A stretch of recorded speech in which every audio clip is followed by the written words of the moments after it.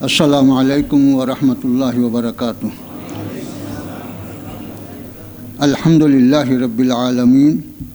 والصلاة والسلام علی سید الانبیاء والمرسلین وعلی آلہ الطیبین الطاہرین واصحابہ الاکرمین اجمعین، اما بعد۔ بزرگان ملت، برادران عزیز، بزرگوں کا تذکرہ، اللہ والوں کا تذکرہ یہ نزول رحمت کا باعث ہے اور اللہ کی خوشنودی کا ذریعہ ہے۔ اسی وجہ سے آپ قرآن مجید جو اللہ کا مقدس کلام ہے، جو لوگوں کی ہدایت کے لیے نازل کیا گیا، اس میں اللہ سبحانہ و تعالیٰ نے اپنے انبیاء کرام علیہم الصلاۃ والسلام کا ذکر فرمایا، ان کے واقعات بیان فرمائے۔ اسی طرح اللہ تعالیٰ اپنے اولیاء کے بھی واقعات کو اس میں بیان فرمایا۔ چنانچہ ہر شخص یہ جانتا ہے کہ اصحاب کہف یہ کوئی انبیاء کی جماعت نہیں تھی، یہ فرشتوں کی جماعت نہیں تھی، بلکہ صرف ایک اللہ والوں کی جماعت تھی، اولیاء کی جماعت تھی۔ ان کے واقعے کو تفصیل سے بیان کیا۔ عام طور پہ لوگ صرف واقعے کو واقعے کی حیثیت سے پڑھ لیتے ہیں، سن لیتے ہیں، لیکن حقیقت یہ ہے کہ قرآن مجید جب کسی چیز کو بیان کرتا ہے تو وہ بے مقصد بیان نہیں کرتا۔ اس کا مقصود ہوتا ہے ایک، اور ایک چیز اس کا مطلوب ہوتی ہے۔ اس کے بغیر کوئی چیز ذکر نہیں کی جا سکتی، اور اسی وجہ سے یہ جو کہا جاتا ہے کہ قرآن مجید کی ہر آیت تمہارے لیے ہدایت ہے، ہر چیز اس کی رہنما ہے، یہی وجہ ہے۔ تو سورہ کہف میں جو اصحاب کہف کا واقعہ بیان کیا گیا، اس میں جس انداز سے اس واقعے کو بیان کیا کہ وہ اللہ کے دین پر چلنے والے، اللہ سے ڈرنے والے، اور اپنے آپ کو ظالم بادشاہ اور ظالم حکومت سے بچاتے ہوئے جنگل کی طرف نکل گئے۔ جب وہ جنگل کی طرف جا رہے تھے کہ تاکہ ہم اپنے ایمان کو بھی بچا سکیں اور جان کو بھی بچا سکیں، یہی وجہ ہے کہ آپ جو دیکھتے ہیں کہ حضور پاک علیہ الصلاۃ والسلام کی سیرت طیبہ میں جو ہجرت ملتی ہے ہم کو، ہجرت کا مقصد جہاں اور اس کے فوائد اور اس کے برکات بتلائے گئے، وہیں پر آنے والی نسلوں کو یہ درس دیا گیا کہ اگر کہیں تمہارے ایمان پر بات آتی ہے، ایمان کی حفاظت مشکل ہوتی ہے، ایمان پہ چلنا دشوار ہوتا ہے، یا جان پر بند پڑتی ہے، تو ایسی صورت میں تم کو اپنی زمین چھوڑنے کی اجازت ہے، اور وہاں سے تم ایسی جگہ کو جا سکتے ہیں جہاں تمہارا ایمان بھی محفوظ رہے اور تمہاری جان بھی محفوظ رہے۔ لیکن اس کے ساتھ ساتھ یہ بھی بتلایا گیا کہ یہ جو چھوڑنا ہے یہ اپنی دنیا کی غرض کے لیے نہیں ہے، اپنے مفاد کے لیے نہیں ہے۔ جیسا کہ کوئی آدمی ملازمت کی وجہ سے اپنا وطن چھوڑتا ہے تو یہ ہجرت نہیں ہے، یا کسی اور دنیاوی غرض کے لیے چھوڑتا ہے تو وہ ہجرت نہیں ہے۔ اسی لیے حضور پاک علیہ الصلاۃ والسلام نے جو ارشاد فرمایا کہ جو آدمی جس غرض کے لیے ہجرت کرتا ہے وہ اسی کے مطابق اس کا عمل ہوگا۔ اگر وہ عورت کے لیے چھوڑ رہا ہے تو پھر وہ اس کے ساتھ ویسا ہی معاملہ ہوگا، اللہ کے واسطے چھوڑ رہا ہے تو پھر اس کے ساتھ وہ معاملہ ہوگا۔ تو یہ جو اللہ والوں کی جماعت تھی، یہ وطن تو نہیں چھوڑ رہے تھے، لیکن وطن میں اپنے اس علاقے کو چھوڑ رہے تھے جہاں وہ ظلم کا شکار تھے، ایک ایسے مقام پر جا رہے تھے جہاں ان کی حفاظت ہو۔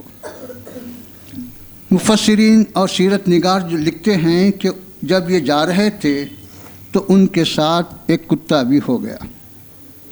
ساتھ ساتھ چلنے لگا۔ ظاہر ہے کہ ہر آدمی جانتا ہے کہ کتا ایک ایسا جانور ہے کہ جس کے اندر چیخ پکار بھونکنے کی عادت ہوتی ہے،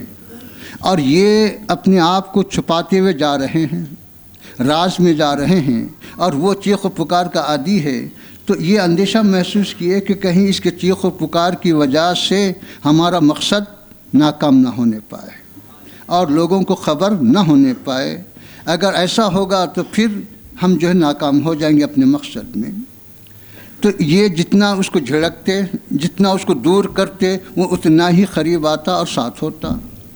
جب زیادہ ہی شدت کے ساتھ اس کو دور کرنے لگے، جھڑکنے لگے،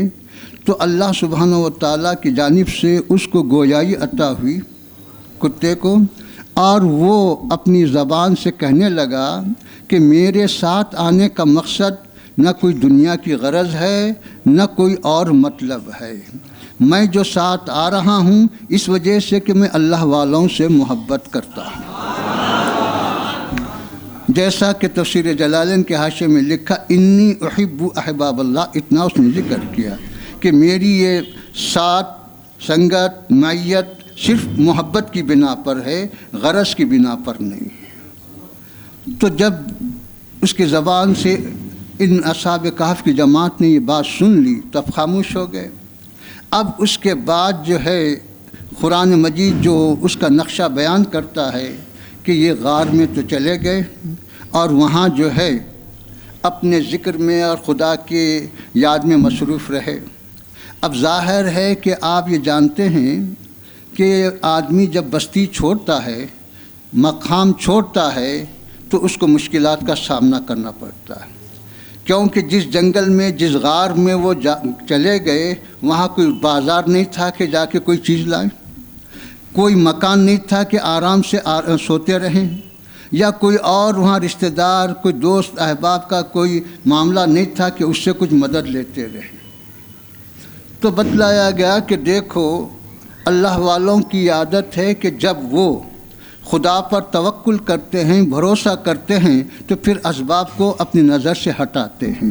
وہ یہ نہیں دیکھتے کہ ہمارے اس جانے کے بعد ہمارے رہنے کا کیا ہوگا، سونے کا کیا ہوگا، کھانے کا کیا ہوگا، کیونکہ ان کو یہ معلوم ہے کہ یہ جانے کے بعد یہ سارے کے سارے مسائل پیش آنے والے ہیں۔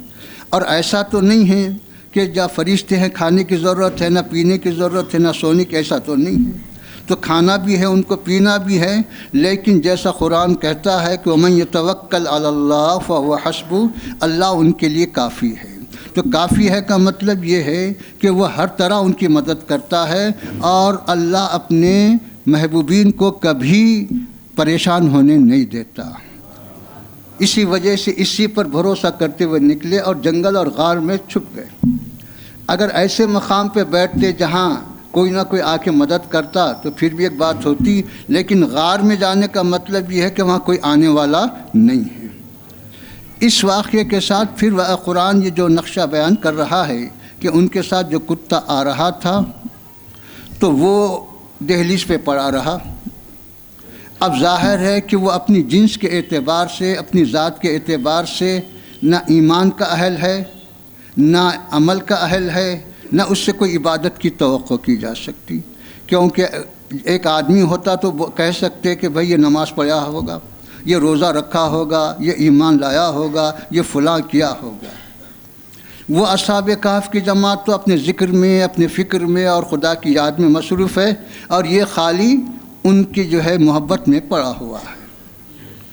تو اب اس سے جو ہے جب ایمان کی بھی کوئی توقع نہیں، علم کی بھی کوئی توقع نہیں، عمل کی بھی کوئی توقع نہیں، اس کے باوجود مفسرین لکھتے ہیں کہ کل قیامت کے دن اللہ سبحانہ و تعالی بشکل انسانی اس کو جنت میں داخل فرمائے گا۔ جب اس کو جنت میں بشکل انسانی داخل کیا جا رہا ہے تو آپ بتلائیے کہ اس کے جنت میں جانے کا سبب کیا ہے؟ کوئی یہ نہیں کہہ سکتا صاحب وہ ایمان لا لیا،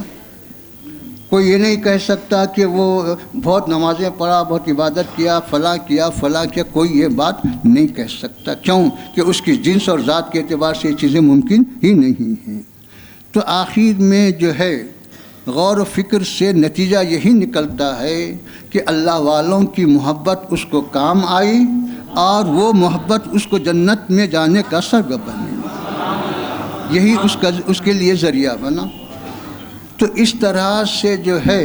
اللہ والوں کی معیت و صحبت اور محبت اسی لیے اختیار کرنے کی جو ہے تاکید کی جاتی ہے۔ احادیث صحیحہ اور احادیث شریفہ میں صحبت کی جو برکت، صحبت کی جو فضیلت آئی ہے، اس کو ہر شخص جانتا ہے کہ اس کے کیا فوائد ہیں، اور ان تفصیلات میں گئے بغیر آپ اتنا ہی سمجھ لیجئے کہ صحابیت کا جو شرف ہے، صحابیت کا جو مرتبہ ہے وہ کیا ہے۔ صحابیت کا مرتبہ، صحابیت کا شرف تو یہی ہے، ساری دنیا جانتی ہے کہ اگر ہم حضرت سیدنا آدم علیہ السلام سے لے کر قیامت تک آنے والے تمام انسانوں کو، تمام مسلمانوں کو، جن میں اولیاء بھی ہوں گے، ابدال بھی ہوں گے، اور جتنے اقسام اولیاء کے ہیں سب کے سب ہوں گے، لیکن سحروں کو اور ان کے تمام مراتب کو، ان کے فضائل کو ایک طرف کر دیا جائے اور ایک چھوٹے صحابی کو ایک طرف کر دیا جائے، تو ساری دنیا اس بات پر متفق ہے کہ یہ ساری کائنات مل کر ایک چھوٹے صحابی کے درجے کے برابر نہیں ہو سکتی، اس درجے کو پا نہیں سکتی۔ تو اب خیر صحابہ کا یہ مقام اپنی جگہ مسلم حقیقت ہے، لیکن اگر آپ دیکھیں تو یہ جو ان کو شرف ملا، کیا نمازوں کی وجہ سے کہ صاحب 1,00,000 نماز پڑھنے سے صحابی بنتا ہے، یا اتنی کتابیں پڑھنے سے صحابی بنتا ہے، یا اتنی خیرات کرنے سے صحابی بنتا ہے؟ یہ نہیں ہے کہ جو کوئی آدمی ایمان کی حالت میں ایک سیکنڈ کے لیے ہی کیوں نہ صحیح حضور کی صحبت میں رہا، حضور کو دیکھا، وہ صحابی ہے۔ تو حضور علیہ السلام کی ایک لمحے کی جو صحبت ملی، تو وہ صحبت اس کو اتنا بڑھا دی اور اتنا اونچا کر دی کہ ساری کائنات اس کا مقابلہ نہیں کر سکتی۔ تو یہ صحبت کی فضیلت اور یہ صحبت کا مقام ہے۔ اسی طرح جو ہے تابعین کے احوال جو سنتے ہیں، تابعین کے جو کیفیات سنتے ہیں، کیا ہے تو بتلائیں کہ جہاں کہیں کوئی تابعی یا ان کے بعد والا اس زمانے کا کوئی آدمی کسی صحابی کو اگر نہ دیکھا ہو تو اس کی تمنا دوسری چیزوں کے مقابل، دوسرے فضائل کے مقابل میں یہ رہتی کہ میں صحابی کو دیکھوں، کیونکہ صحابی کو دیکھنے کی جو فضیلت ہے اور اس کا جو مرتبہ ہے وہ دیگر چیزوں میں اس کو نظر نہیں آتا۔ اس وجہ سے صحابی، تو یہ صحبت کے فضائل، یہ صحبت کے برکات ہیں۔ تو اسی وجہ سے جو ہے اللہ والوں نے صحبت کو جو ہے لازم قرار دیا، کیونکہ صحبت کی وجہ سے ہی ان کی صحیح اپنے وابستگان کی صحیح اصلاح اور صحیح خدمت اور صحیح ان کی ترقی ہو سکتی ہے۔ یہ صحبت کے برکات ہیں۔ تو اس وجہ سے میرے بزرگوں اور دوستوں، اللہ والوں کی یاد کے منانے کا یہی مطلب ہے کہ ان کے وہ واقعات، ان کے وہ کیفیات اور ان کے وہ حالات اس لیے سنائے جاتے ہیں تاکہ سننے والے کو شوق پیدا ہو کس کا، دین کا۔ کیونکہ اللہ والوں کے واقعات سننے کے بعد کسی کے اندر حکومت کی حکومت کی طلب تو پیدا نہیں ہوگی کہ صاحب اللہ والوں کے واقعہ سنا اس لیے میں تجارت میں خوب محنت کروں گا، میں فلاں میں محنت کروں گا، یہ تو نہیں ہو سکتا۔ اسی وجہ سے بتلاتے ہیں کہ عام دنیا کا بھی قاعدہ یہی ہے کہ آدمی جس چیز میں اپنے کمال کو چاہتا ہے اس چیز کے ماہرین کی صحبت میں رہتا ہے۔